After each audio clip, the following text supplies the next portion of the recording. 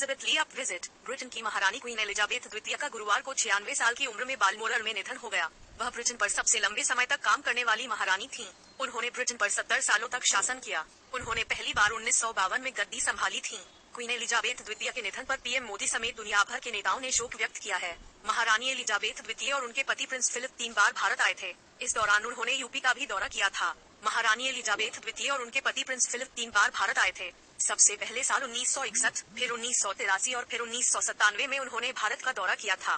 साल 1961 में भारत दौरे पर आई क्वीन एलिजाबेथ द्वितीय यूपी आई थी। ब्रिटेन का शाही जोड़ा ताजमहल का दीदार करने पहुंचा था। इसके अलावा उन्होंने बम्बई, मुंबई, बनारस, वाराणसी, उदयपुर, जयपुर, बेंगलुरु, मद्रास, चेन्नई और कोलकाता की भी यात्रा की थी। महारानी ने कही थी ये बड़ी बात। महारानी ने भारत में मिली गर्मजोशी और आतिथ्य की खूब तारीफ भी की थी। उन्होंने अपने एक संबोधन में कहा था, भारतीयों की गर्मजोशी और आतिथ्य भाव के अलावा भारत की समृद्धि और विविधता हम सभी के लिए एक प्रेरणा रही है।